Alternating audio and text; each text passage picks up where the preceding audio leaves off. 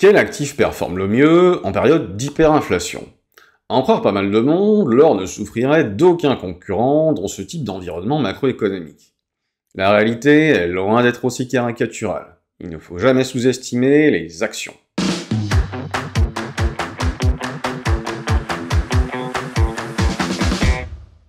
L'histoire de la monnaie remonte à plus de 3000 ans. La plus ancienne monnaie en circulation est millénaire. Introduite en Angleterre vers l'an 800, la livre sterling affiche plus de 1200 ans au compteur. Arrivent ensuite le rouble russe et le dinar serbe, tous deux utilisés depuis le XIIIe siècle. Le dollar américain n'a été introduit qu'en 1792, le yen en 1868, le franc suisse en 1850, le renminbi en 1948, quoique d'autres monnaies plus anciennes aient porté ce nom, et l'euro, qui n'en est qu'à ses balbutiements, a été introduit en 1999. Et pourtant, sur les longs et très longs termes, toutes les monnaies fiduciaires ont vu leur valeur s'effondrer en termes d'or. Ça n'était qu'une question de temps.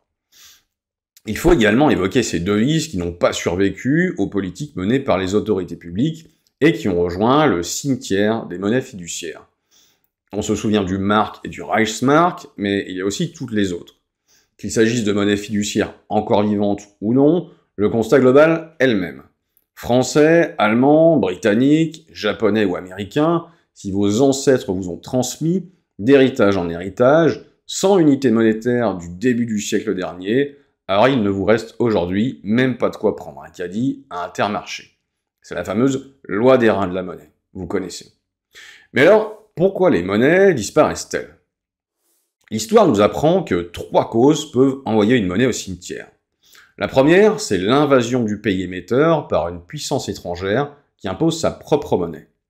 La deuxième, c'est l'introduction d'une nouvelle monnaie au sein d'une union monétaire, comme cela s'est produit en 1999 au sein de la zone euro. Et la dernière, c'est la faillite monétaire, laquelle prend le plus souvent la forme de l'hyperinflation. Ainsi, une monnaie peut-elle être mise à mort par l'étranger, volontairement transcendée au travers d'une association avec d'autres États, ou encore succomber au cancer de la facilité politique. Jadis, il s'agissait surtout de financer des guerres. Aujourd'hui, c'est le clientélisme. À l'échelle de l'histoire, les crises hyperinflationnistes sont des moments exceptionnels.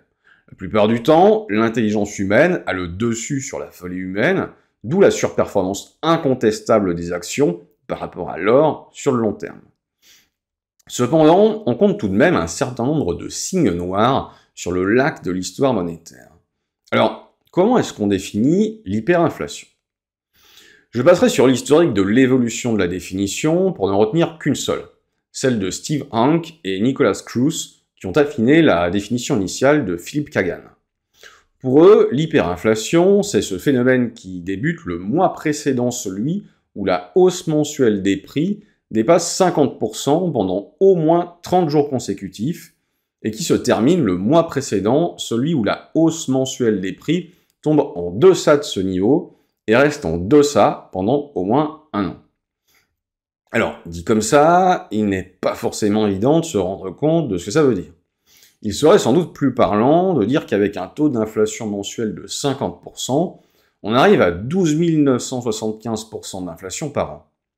Alors, maintenant qu'on dispose de cette définition, on peut se demander quels épisodes dans l'histoire peuvent être qualifiés de crise hyperinflationniste et combien il y en a eu. La réponse figure dans la table d'hyperinflation dite de Hanke-Cruz. Dans le rapport Ingo Trust 2023, Stoffer et Valek en proposent la mise à jour que voici. Comme vous le voyez, les 60 épisodes hyperinflationnistes recensés au cours de l'histoire, ils sont classés non pas chronologiquement, mais par leur ampleur durant le mois le plus inflationniste, et ce, de manière décroissante. La France ne se situe donc qu'à la 14e place de ce classement funeste. C'est pourtant nous autres Français qui avons inventé le dicton suivant, depuis tombé en désuétude. La guillotine succède à la planche à billets, les deux machines étant complémentaires l'une de l'autre.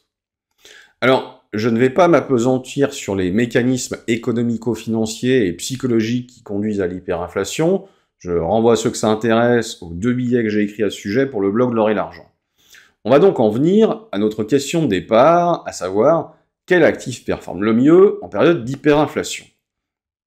Alors, je vous propose une réponse au travers de l'exemple de l'Allemagne de la République de Weimar, c'est-à-dire le régime qui succède à l'Empire allemand de Guillaume II et qui s'étend entre le 9 novembre 1918, 2 jours avant l'armistice, et qui se termine en 1933 avec l'accession d'Hitler au poste de chancelier du Reich.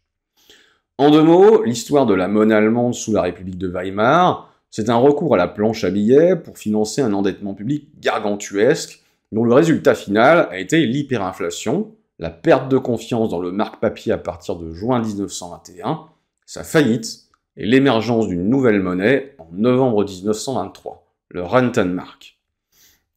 Dans leur rapport Ingo Retrust 2023, Stoffer et Walek ont résumé sur ce graphique comment ont évolué le cours de l'or, le cours des actions allemandes et le coût de la vie en Allemagne au cours de la période 1918-1924.